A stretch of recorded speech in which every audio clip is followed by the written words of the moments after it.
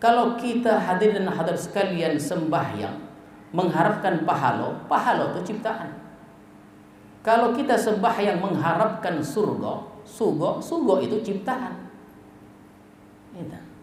Kalau kita sembahyang mengharapkan sehat itu ciptaan Tuhan juga. Jadi kita ciptaan, surga ciptaan, pahala ciptaan, kesehatan ciptaan. Kenapa kita ibadah mengharapkan ciptaan Allah? Yang betul itu kita mengharapkan pencipta segalanya itu, Allah Subhanahu wa ta'ala. Makanya sebelum kita mulai berzikir itu, ilahi anta maksudi wa ridhaka matlubi. Habis semuanya. Allahu Allahu Allahu Allah Allahu Allahu Allahu Allah Allahu Allahu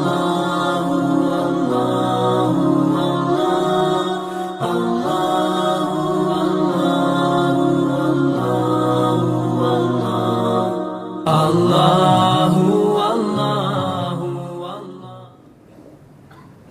Al-Fatihah.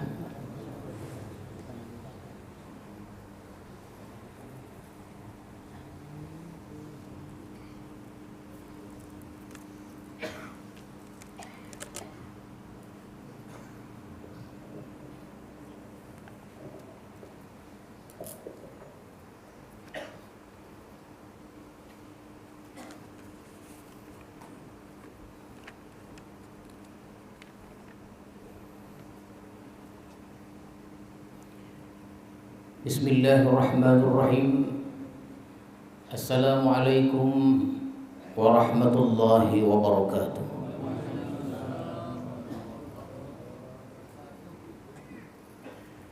Alhamdulillahilladzi tahabbaba ila ibadihi bi anwa'in ni'am kay yarji'u wa yashkuru ala ma an'am. أشهد أن لا إله إلا الله وحده لا شريك له الملك الأعظم وأشهد أن سيدنا محمدا عبده ورسوله المكرم.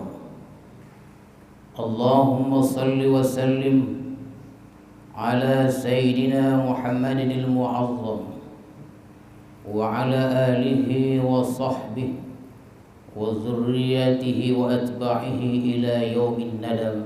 أما بعد. Tuan-tuan, para khalifah, hadirin hadirat serta para tetamu sekalian yang datang dari jauh maupun yang datang dari dekat. Alhamdulillah, marilah kita bersyukur kepada Allah Subhanahu wa taala yang telah melimpahkan rahmat dan hidayahnya kepada kita semua, sehingga pada malam hari ini kita dapat melaksanakan salat maghrib berjemaah di madrasah ini. Salawat dan salam kita ucapkan dan kita sampaikan kepada Rasulullah sallallahu alaihi wasallam beserta keluarga, para sahabat dan para pengikut-pengikut beliau. Mudah-mudahan hadirin sekalian kita mendapat syafaat Rasulullah di hari kemudian nanti.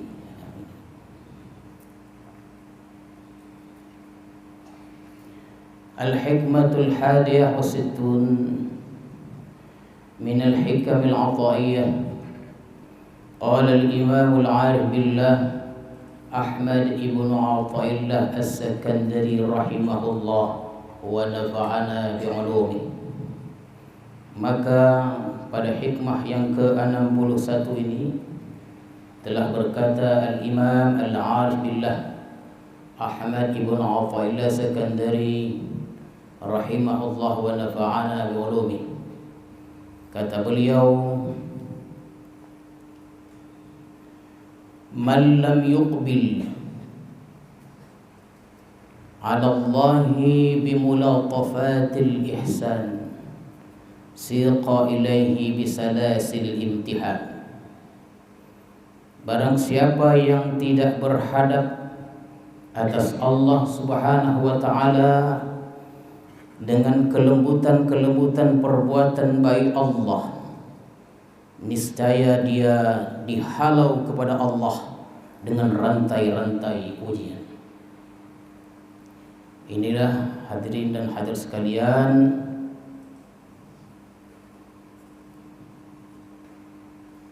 lebih kurang terjemahan dari hikmah yang ke-61 ini, dan malam ini kita mengaji hikam, esok pun hikam.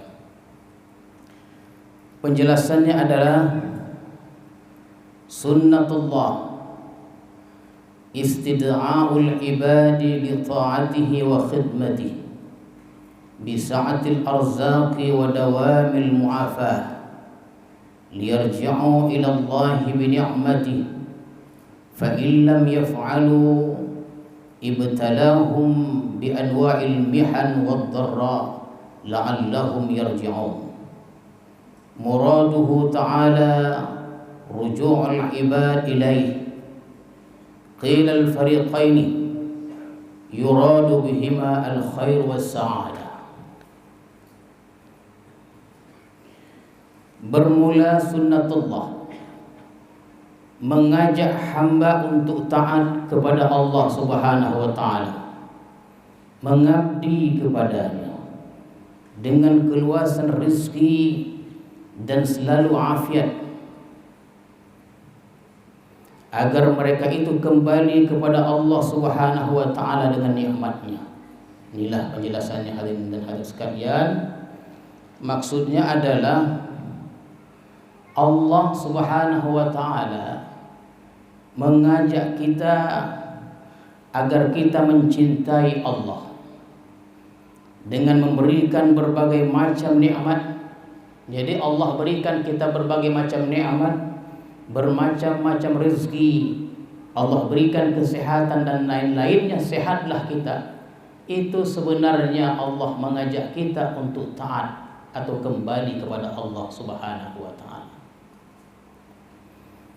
Jadi nikmat yang kita terima dari Allah itu, nikmat apa saja, dalam bentuk apa saja hadirin sekalian, itu sebenarnya ajakan dari Allah agar kita cinta kepada Allah Subhanahu wa ta'ala, agar kita kembali kepada Allah Subhanahu wa ta'ala.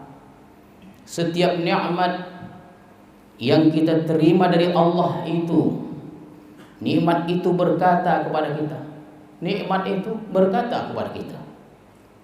Itu andai kata kita punya hati yang bersih, maka kita akan mendengar kata-kata nikmat itu. Begitu nikmat itu jatuh ke tangan kita, bercakap dia nikmat itu kalau hati kita bersih. Apa cakap nikmat itu kepada kita? Hai orang yang mendapatkanku, ingatlah engkau kepada Allah, kembalilah engkau kepada Allah, cintailah Allah, karena dialah yang mencipta dan menyampaikan nikmat ini kepada engkau. Jadi nikmat-nikmat yang jatuh ke tangan kita itu, yang kita peroleh itu, hadirin dan hadirat sekalian, bercakap. Dan orang yang punya hati yang bersih dapat mendengar kata-kata nikmat itu. Tetapi karena si hamba punya hati yang tobal, hati yang masih golap, maka kita tidak mendengar bisikan nikmat itu. Kita tidak mendengar bisikan nikmat itu kepada kita, sehingga begitu kita mendapatkan nikmat itu, kita lupa kepada Allah Subhanahu wa ta'ala. Kita merasa, bahkan kita merasa nikmat yang kita dapatkan itu merupakan kemampuan diri kita. Ini bahaya. Tidaklah demikian. Nikmat-nikmat yang diberikan kepada kita merupakan ajakan untuk kita mencintai Allah dan kembali kepada Allah Subhanahu wa ta'ala. Fa in lam yaf'alu, bila mereka tidak berbuat demikian, dapat nikmat dan mereka tidak taat kepada Allah, mereka tidak kembali kepada Allah, Bahkan mereka gunakan nikmat itu untuk berpoya-poya, meluaskan atau meluluskan hawa nafsu mereka. Hadirin dan hadirat sekalian, mereka tidak menggunakan nikmat itu untuk khidmat kepada Allah. Apabila terjadi demikian, ibtalahum bi anwa'il mihan wad dharra la'allahum yarji'un. Allah berikan dia bala. Jadi hamba yang diberi nikmat tadi, dia tidak kembali kepada Allah, bahkan dia buat nikmat itu untuk berpoya-poya. Maka kata Allah, Allah akan berikan hamba tadi bala dengan bermacam-macam kesusahan, dengan bermacam-macam kesengsaraan, agar mereka itu kembali kepada Allah Subhanahu wa taala. Muraduhu ta'ala ruju'ul ibad ilaih. Tujuan Allah adalah supaya hamba itu kembali kepada Allah. Itulah tujuannya. Allah berikan kenikmatan, Allah berikan kesengsaraan, itu sebenarnya untuk kita kembali kepada Allah Subhanahu wa taala. Jadi hadirin dan hadirat sekalian, Allah berikan kita nikmat untuk kita kembali kepada Allah. Allah berikan kita kesengsaraan agar kita juga kembali kepada Allah Subhanahu wa taala. Dan kedua-dua kelompok ini adalah kelompok yang beruntung. Kelompok yang beruntung. Maksudnya ada orang yang mendapatkan nikmat yang banyak, tapi dia tidak menjadikan nikmat itu sebagai alat untuk ingat kepada Allah.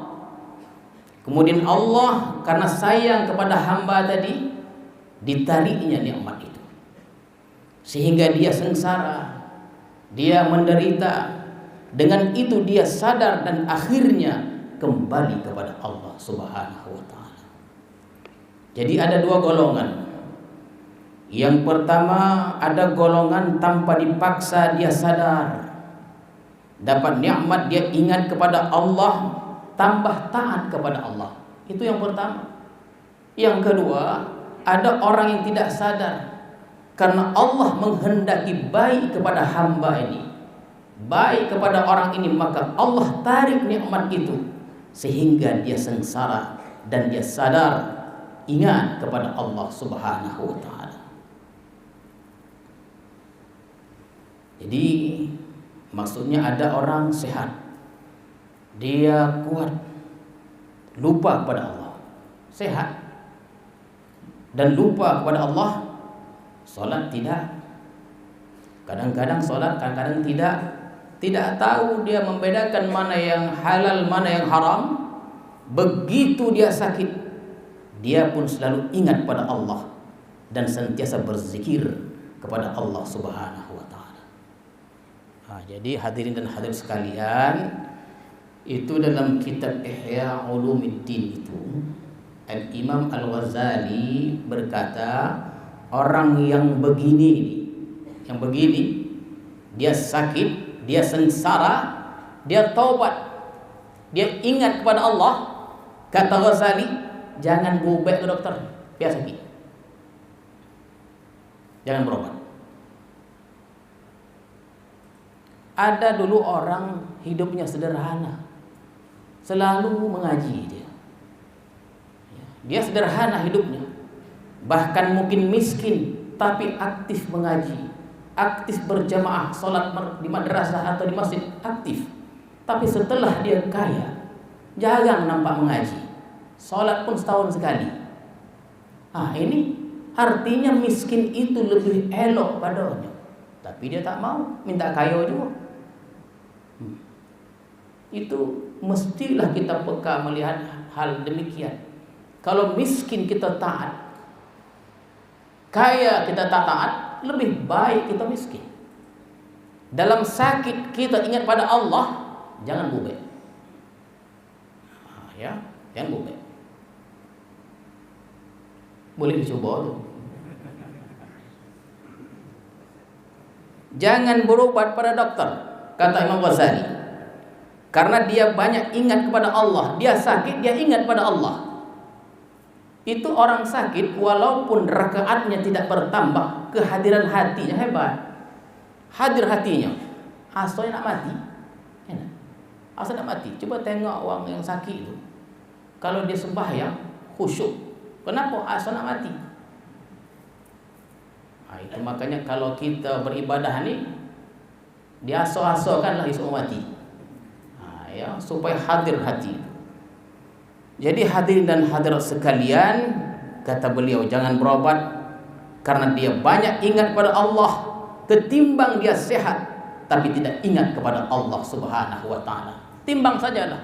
Kalau kita sakit, hebat ingat kita pada Allah, mantap hubungan kita dengan Allah. Kalau kita sehat, lupa Allah.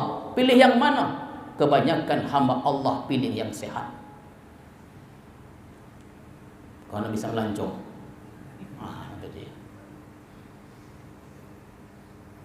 Orang yang tidak disayang Allah itu, yang tidak dikehendaki Allah keberuntungan, dia dapat nikmat lupa kepada Allah, ditambah Allah nikmatnya, dia pun bertambah lupa, akhirnya mati.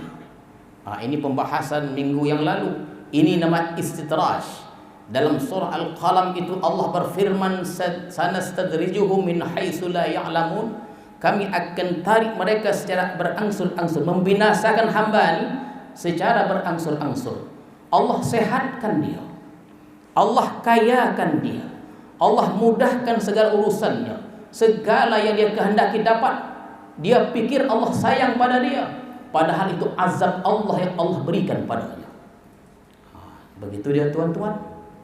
Jadi kalau kita sekarang merasa sehat aja, segala hajat yang kita minta dapat saja, segala urusan kita mudah saja, itu sebetulnya azab Allah. Jangan menyangka Allah sayang kepada kita. Jangan menyangka Allah sayang pada kita. Ditambah Allah, kita menyangka Allah sayang pada kita, padahal itulah azab Allah. Apa azabnya? Jauh dengan Allah. Kalau Allah timpa kita dengan sakit, itu musibah kecil. Allah kurangkan harta kita, itu musibah kecil. Musibah besar itu adalah Allah usir dari hadratillah. Diusir Allah kita dari hadrat Allah Subhanahu wa ta'ala. Sembahyang, apa tak ingin? Itu azab yang besar. Kurangnya harta, datangnya penyakit, itu azab kecil.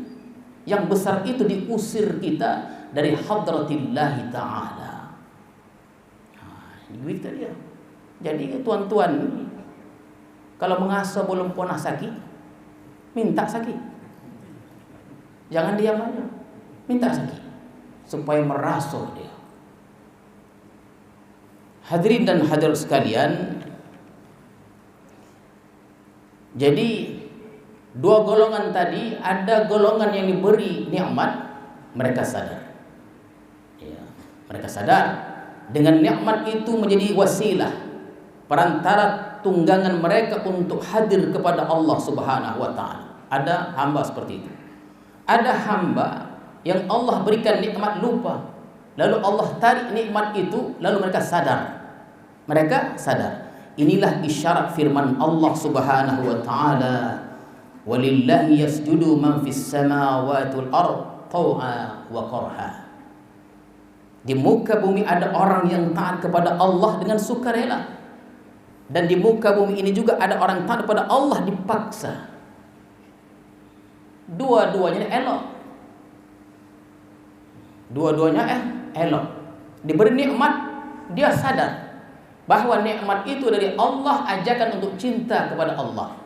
Ada kelompok dia tak sadar, ketika ditimpa bencana malapetaka baru dia sadar. Dua-duanya elok.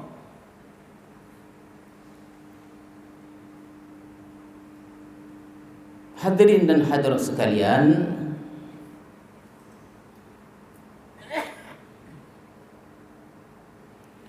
an-nasu ala salasati aqsamin, ahlus shimali wa ahlul yamini was-sabiqun. Amma ahlus shimali fala kalama alaihim idh la iqbala lahum ala Allah asla, wa amma ahlul yamin falahum iqbalun ala Allah lakin la khususiyata lahum liannahum iqtafau bi zahiri syariah. wa lam yaltafitu ila sulukin tariqatin wala haqiqatin. Wa amma as-sabiqun ala qismaini, qismun aqbala ala Allah bin ni'am fashtaqa ila ma'rifati al-mun'im faja'ala an-ni'am wasilatan ila al-wusul fa ahabbahu wa 'arrafahu. Wa qismun aqbala 'ala Allah bi dhurubil balaya wal mihan faja'ala as-sabra 'alayha wal ridha wasilatan fa ahabbahu wa 'arrafahu. Jadi maksudnya hadirin sekalian, an-nas 'ala salas aqsam. Manusia itu ada terbagi 3 bagian. Yang pertama adalah ahlus shimal. Ahlus shimal ini artinya golongan kiri. Yang kedua ahlul yamin, golongan kanan. Dan yang ketiga was-sabiqun dan sabiqun.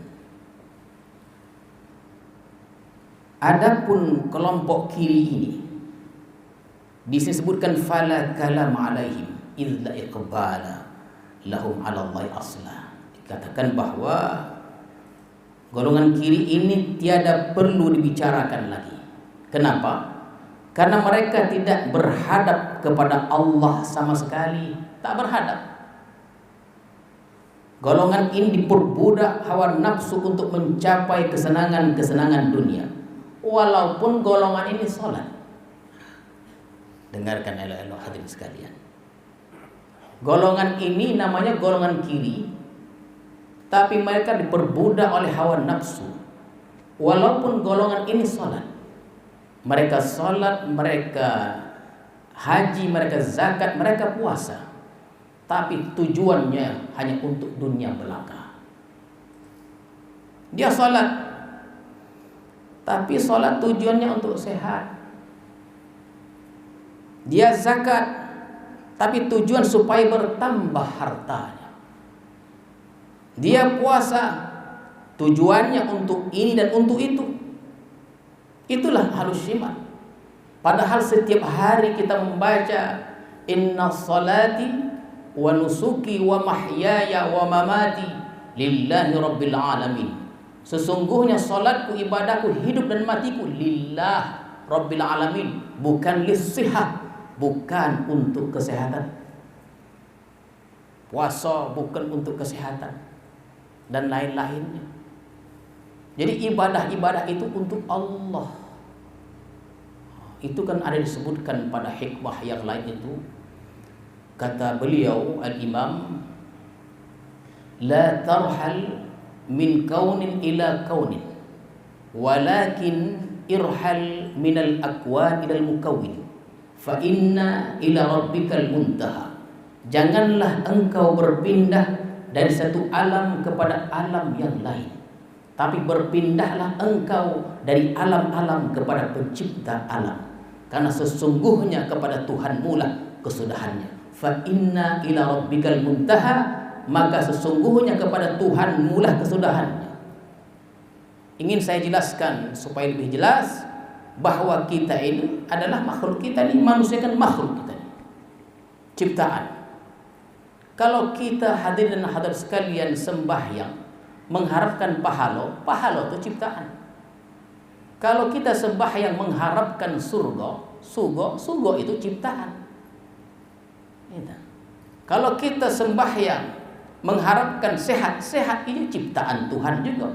Jadi kita ciptaan, surga ciptaan, pahala ciptaan, kesehatan ciptaan. Kenapa kita ibadah mengharapkan ciptaan Allah? Yang betul itu kita mengharapkan pencipta segalanya itu, Allah Subhanahu wa ta'ala. Makanya sebelum kita mulai berzikir itu, ilahi anta maqsudi wa ridhaka matlubi. Habis semuanya. Ketopi semuanya. Yang lainnya wasilah saja. Itulah ilahi anta maqsudi wa ridhaka matlubi. Tuhan itulah segalanya. Tidak ada yang lain. Jadi ibadah itu adalah untuk Allah, bukan sugo, kan begitu. Jadi selama ini salahlah Ustaz. Kalau aku sepanjang umur hidupku ini tak lain tak bukan doaku ya Allah masukkan aku sugo. Tak lain lagi. Panjang umur, muah joki, masuk surga. Sembahyang tidak? Jadi hadirin sekalian, jangan salah faham.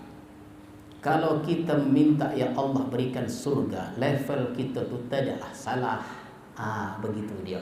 Level kita tu tak salah. Memang gitu level kita. Macam itulah ilustrasi lebih mudah.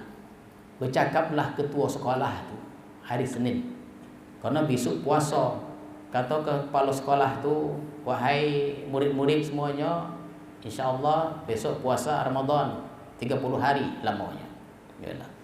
Barang siapa di antara murid-murid yang puasa penuh 1 bulan 30 hari, maka pihak sekolah akan berikan hadiah. Berikan hadiah. Datanglah bulan puasa tadi 30 hari.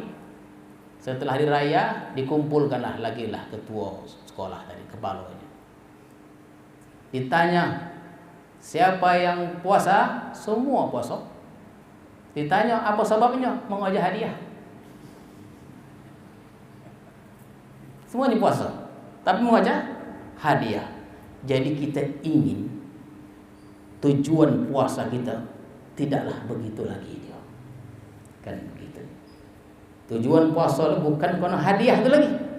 Apa hadiahnya? Surga, bukan itu lagi. Apa hadiahnya? Pahala, bukan. Tujuannya berubah. Allah Subhanahu wa taala. Tujuan ibadah apa? Allah Subhanahu wa taala. Karena Allah sebutkan inna salati wa nusuki wa mahyaya wa mamati lillahi rabbil alamin. Maka orang yang pada level tertinggi itu, dan selalu saya sebutkan di hadapan hadirin sekalian kisah Rabi'ah Adawiyah dalam syair yang masyhur itu, ya Allah bila aku beribadah kepadamu mengharapkan surgamu, jauhkan aku dari surgamu. Ditantang begitu dia. Ya Allah sekiranya aku ibadah takut akan nerakamu, masukkan aku ke nerakamu ya Allah. Aku sholat bukan karena surgamu dan bukan juga karena nerakamu, tapi karena cintaku kepadamu. Begitu dia. Ada Imam Ghazali doa macam itu? Asalnya tak ada. Tak ada Imam Ghazali doa macam itu. Tak ada jemaah nanti.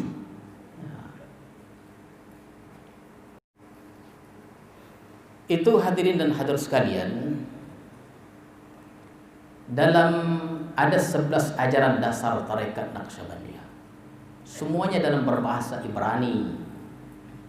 Ya, berkhatam itu juga Ibrani, itu Ibrani. Karena lahirnya itu di Uzbekistan itu Ibrani dia. 11 ajaran tarekat Naqsyabandiyah. Itu diantaranya adalah Safar Darwatan. Ada disebutkan Safar Darwatan, menjelajah. Dalam diri kita itu menjelajah. Kita jelajah dia. Yang kita jelajah itu apa? Menjelajah dari alam ciptaan kepada alam pencipta. Jadi tanpa kita sadari, dalam kaifiat 10 itu ada itu dia. Di antaranya Safar Darwatan. Dan di antara juga ada namanya hadirin sekalian Ningah Dash. Itu dia. Itu bersungguh-sungguh dalam berzikir. Ya, hati-hati dengan khatarah, lintasan hati dan was-was. Dia boleh membawa fasad pada hati, khatarah bahaya. Oleh karena itu, dalam ajaran tarekat Naqsyabandiyah yang 11 itu di antaranya namanya Nazar Bargadam. Itu dia. Ada namanya Nazar Bargadam. Apa artinya? Seorang salik ini, orang yang bersuluk, bila dia berjalan hendaklah dia memandang ujung kakinya. Jangan dia lebihkan pandangannya. Jangan dia lebihkan pandangannya. Karena dia lebihkan pandangannya akan hadir khatarah tadi. Apalagi pandang menoleh ke kanan dan ke kiri, ditengoknya jualan. Ya, ada juga menjualnya, ditengoknya ke kiri. Itu akan mengganggu dalam zikir-zikir itu. Namanya nazar bargadam, memandang kaki itu. Begitu dia. Itu ada. Itu tahap permula mesti dijaga itu pandangan ke kaki itu. Jangan risau, kadang kita mana dia di uang gitu. memandang kita ke bawah tu. Oh, alim ya ni.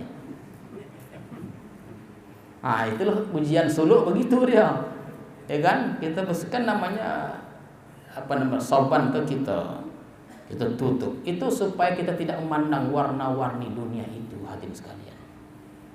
Supaya tidak memandang warna-warni ini, dia akan mengganggu hati. Jadi nampak kawan kita begitu, batu dia. Dah berubah ya ni. Kita pun tak tahan 5 hari keluar.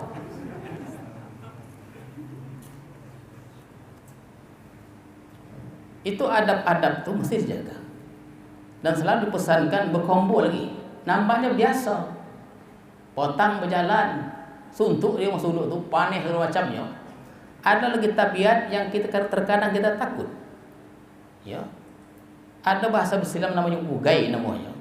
Ugai itu memang hebatlah kombonya tu. Kenapa hebat? Kalau diperhatikan ada orang suluk berkombo dia di 2 kelambu. Apa maksudnya? Badan dia di kelambu dia, kepala di kelambu orang lain. Kita tengok tu kan, takut kita. Ini mana kepalanya ni? Rupanya kepala itu di kepala sebelah dia, berkombo.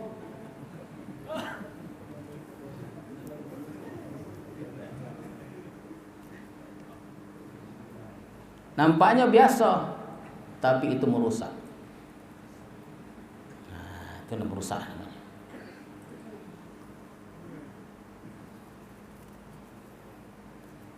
Itu adalah ahlu shimal. Adapun ahli yamin,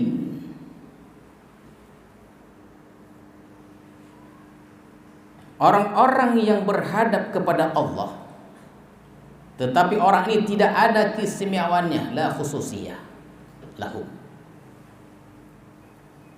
Ya, tidak ada keistimewaannya. Mereka hanya berhenti pada diri mereka secara zahir syariah, tidak menoleh kepada tarekat dan hakikat. Ini contoh seperti ini. Salat yang penting sah. Begitu dia. Kalau tadi sembahyang tujuannya sehat, ika yang ahlul yamin ini salat yang penting sah, tanpa ingin mengenali diterima atau tidak diterima, mereka tidak menjadi perhatian. Ini ahli yamin. Yang penting sah. Belajar dia syarat, rukun, penting sah. Masalah terima atau tidak terima, itu tidak menjadi ukuran mereka. Jadi golongan ini tidak menggali apa itu hakikat salat. Sebab salat itu ada tarekat, ada caranya. Bukan tak ada, ada caranya. Ada caranya agar salat itu menjadi salat yang sampai kepada Allah Subhanahu wa ta'ala. Salat itu ada hakikatnya. Apabila kita tahu tentang hakikat salat, kita akan menjadi dekat dengan Allah Subhanahu wa ta'ala.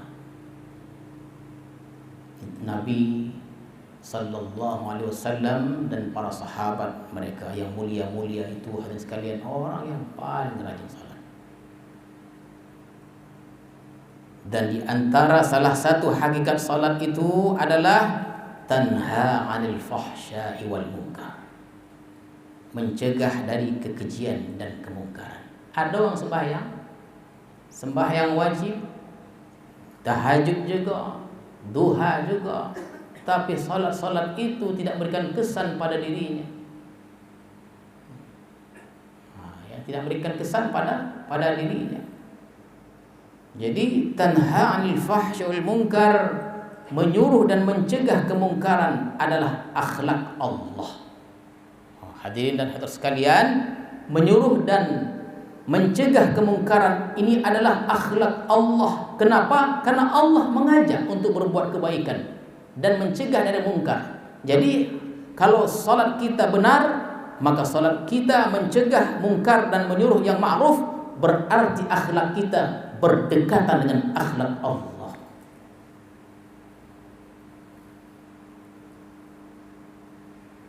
Yang mendekatkan kita kepada Allah itu adalah hakikat bukan sholatnya. Hakikat sholat itu 1000 rakaat kita sholat, tapi tidak ada yang diterima. Kan ada disebutkan bahwa sholat sunat subuh itu 2 rakaat pahalanya dunia dengan segala isinya. Oh, kita pun sembahyang sunat subuh lah, mendengar pahalanya itu dunia dengan segala isinya. Kita mesti ingat itu sholat yang diterima. Bukan setiap kita sembahyang sholat subuh dapat pahala dunia dan segala isinya. Bukan begitu. Diterima atau tidak? Kita ingin sholat yang kita bangun itu, yang kita dirikan itu, atau yang kita tegakkan itu berkualitas. 1000 rakaat tak ingat Allah, 2 rakaat hadir hati. Inilah sholat ini, hadirin hadirat sekalian, kita itulah cobaan-cobaan kita dalam sholat ini. Dari usolli sampai salam penuh dengan khayalan. Itu termasuk zikir tadi itu, khatrah tadi, lintasan hati. Kadang-kadang kita sampai berzikir 1-2 jam, tapi sambil menghayal. Menghayal ya. Saya menghayal apa lauk agak. Tahan dulu, kenapa sampai menghayal? Itu bahaya khatrah, lintasan, kemudian was-was syaitan tadi itu. Nak membuang itu betul-betul lah, dudukkan dia, didudukkan dia itu. Salat begitu juga, payah kita sembahyang itu makanya dalam mazhab Syafi'i itu ada usollinya. Ya, usolli itu menolong kita untuk kita menghadirkan hati kita.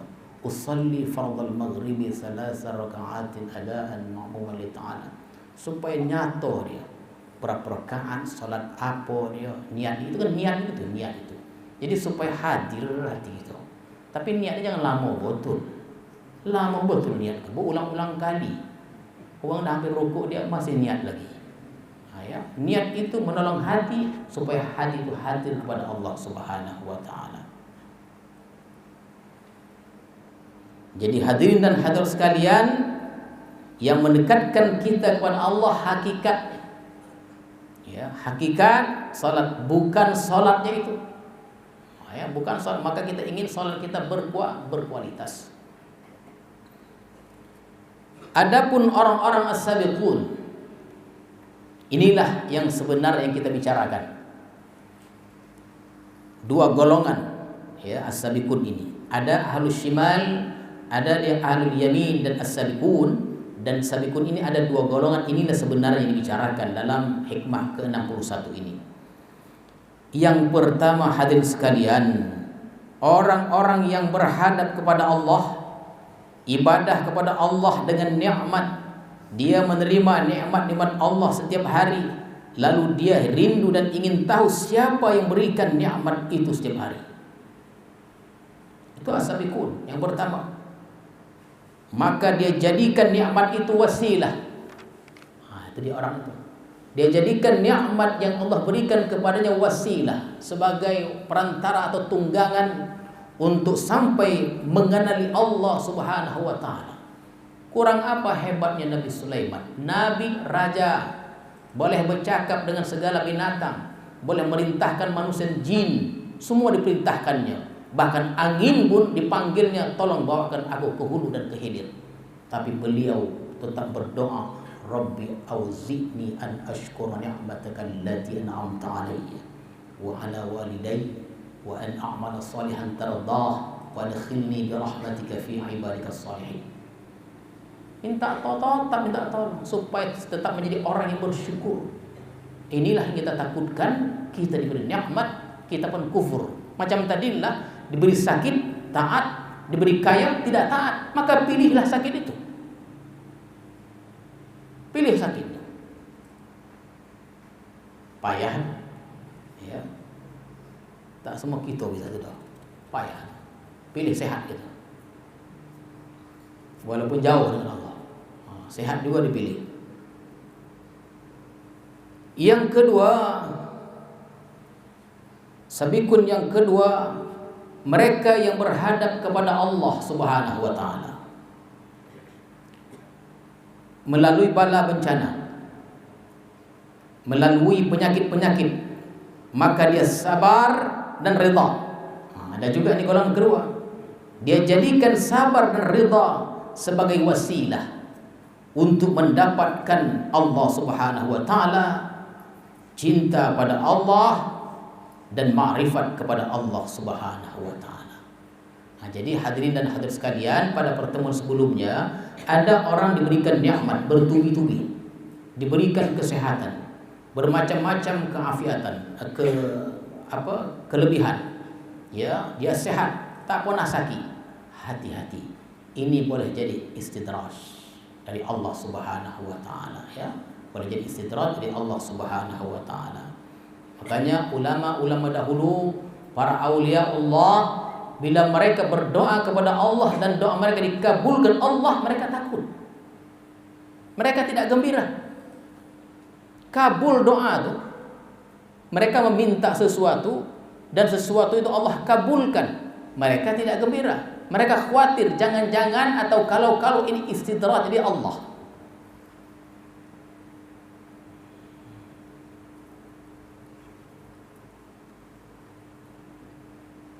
Hati-hati kalau kita meminta kepada Allah Subhanahu wa taala dan Allah kabulkan. Jadi hadirin dan hadirat sekalian, kesimpulannya kita ingin menjadi orang-orang yang sabiqun. Tujuan pertama agar kita ma'rifat kepada Allah Subhanahu wa taala melalui nikmat yang diberikan Allah kepada kita. Kalau tidak mampu, hadirin dan hadirat sekalian, tidak mampu kita ma'rifat kepada Allah melalui bala, bencana, penyakit dan malapetaka. Jadi ada dua, apabila Allah berikan nikmat kepada kita, kita terus sadar kepada Allah. Kita kembali kepada Allah Subhanahu wa taala.